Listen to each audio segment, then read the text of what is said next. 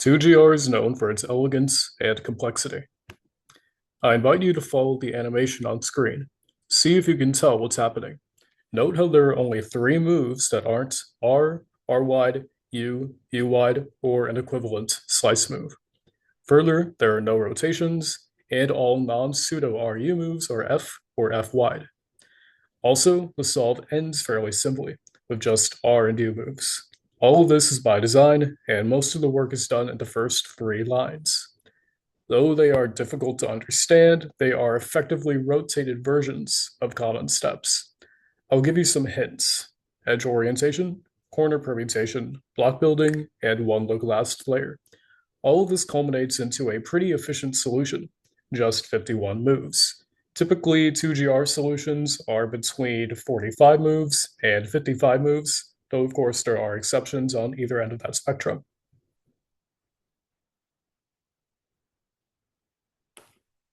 "2GR is an advanced 2-gen reduction method created by John Lee. It works by iteratively reducing the move group necessary to solve the cube, achieving pseudo 2-gen in just 2 steps: EO pair and CP line. In EO pair, you use a large move sets to solve DL, DBL, and edge orientation. In CP line, you solve DFR and corner permutation using a similar move group, but you eliminate F, F wide, and S. Further, these moves with asterisks are technically not needed for this step.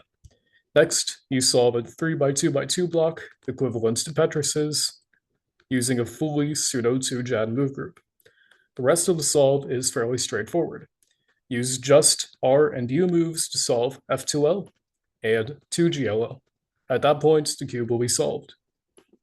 To better understand each step, let's do an example solve. Moving to EO pair, let's rotate so yellow is on top and blue is on front. The goal is to orient all edges while pairing to DBL and DL cubies. Purple cubies indicate bad edges. We can solve this in 5 moves. The execution will look different though. Still, these are identical. Note the location of the DBL corner from yellow top, blue front. It is in DFL and twisted.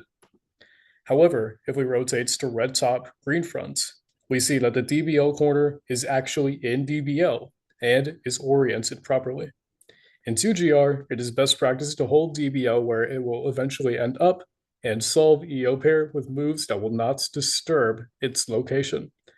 As noted before, these are F, R, U, F wide, R wide, U wide, and all possible slice moves. Once the preferred EO pair execution is performed, EO will be solved for one axis. Further, the DFL plus DL pair will be solved in its correct location. Now we move into CP line, where we solve corner permutation while solving DFL and preserving our progress so far. Early solve corner permutation recognition is worth a video of its own, so I won't cover it here. On screen is the EO pair plus CP line solution for this scramble. The third step involves free-form block building of 3x2x2 block while preserving EO and CP progress. Once complete, the cube can be solved using just R and U moves. The easiest approach to this is building out a 1x2x3 block, like in Roux, and then extending it out to solve the DF and DB edges. Here is my solution for this 3x2x2 block. The rest of the solve is quite straightforward. Next, we solve F2L using R and U moves. Finally, we end with 2GLL. Here is the entire solution. Note the move group for each step. EO pair is quite free, using wide moves often. CP line is more restricted, but still involves F moves. 3x2x2 uses just R, U, R wide, U wide, M, and E. Finally, F2L and 2GL are completely R and U. This is iterative move group reduction. With each new step, the move group required to solve the puzzle reduces. Now let's discuss the method more generally. The creator purports several benefits, namely an ergonomic move group, a low move count, and OH friendliness. However, I dispute these. In my solves and others, there are often awkward transitions between steps and moves. Also, Ru and ZB have slightly lower move counts than 2GR. Finally, Ru is more applicable to OH because moves flow nicely together while keeping a similar move group to 2GR. There are other issues as well. Inspection with this method is extremely difficult. The user is expected to plan EO, a corner edge pair, an extra corner, and CP all from an unfamiliar orientation, which contributes to difficult look ahead. Assuming the user plans full EO pair and CP line, they must now form an entire 3x2x2 block with minimal structure.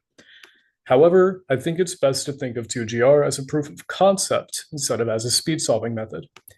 It was one of the first CP first methods, and its CP recognition method inspired many others to come. Further, as of now, 2GR has the fewest steps to pseudo 2gen of any method, and is certainly the most advanced early CP method. Finally, it is among the first ergonomics-driven move group reduction methods. Therefore, it is an important milestone in method design history. Unfortunately, the main 2GR website is down. However, the CP recognition guide is online and it includes some example solves. That Google Doc is linked in the description, and I hope you enjoyed learning about 2GR. Feel free to leave suggestions for other methods, substeps, recognition methods, or other content in a comment. Thanks for watching.